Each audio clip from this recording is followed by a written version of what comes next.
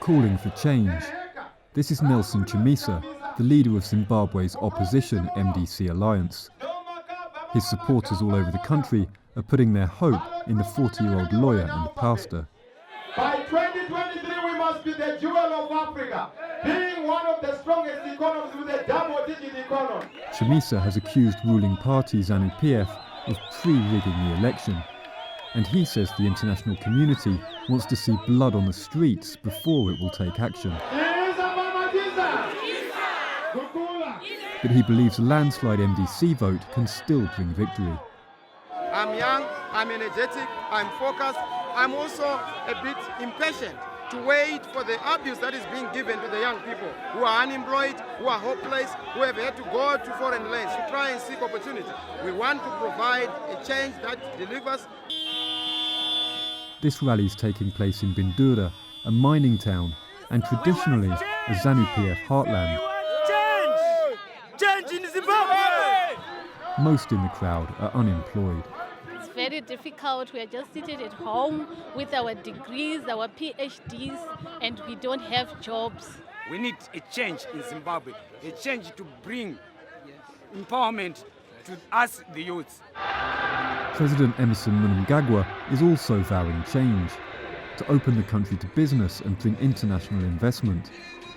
But the 75-year-old, known as the Crocodile, was Robert Mugabe's ruthless enforcer, loyal to a party that destroyed the economy and with a record of human rights abuses.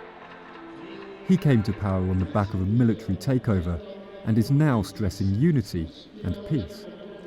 He has taken the heavy police presence off the streets, and many people are grateful for a renewed sense of freedom.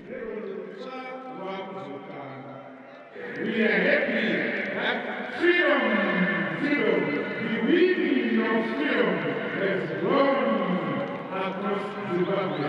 And this is what we must keep. This is what we must cherish. We want peace, development. Many of these supporters were bussed into Harare's National Sports Stadium from around the country, given free caps and t-shirts. But that didn't stop them heading for the exit before the end of Mnangagwa's speech, something they may have been afraid to do under Mugabe. The message of peace and unity isn't getting through at this call centre. Rural voters are phoning in with accusations of intimidation, violence, or being denied access to food aid. Sometimes the psychological threat is enough. In Zimbabwe, even the existence of a Zanu-PF campaign base can be a warning.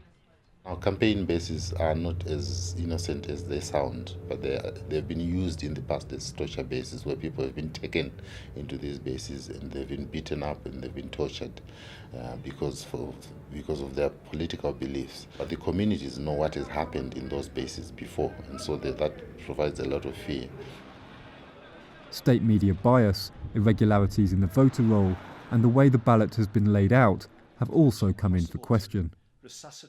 There is strong evidence of intimidation, and of course there have been these serial violations of the electoral law, which will make it very difficult for a British government to maintain its own integrity and credibility, and at the same time endorse an obviously fraudulent process.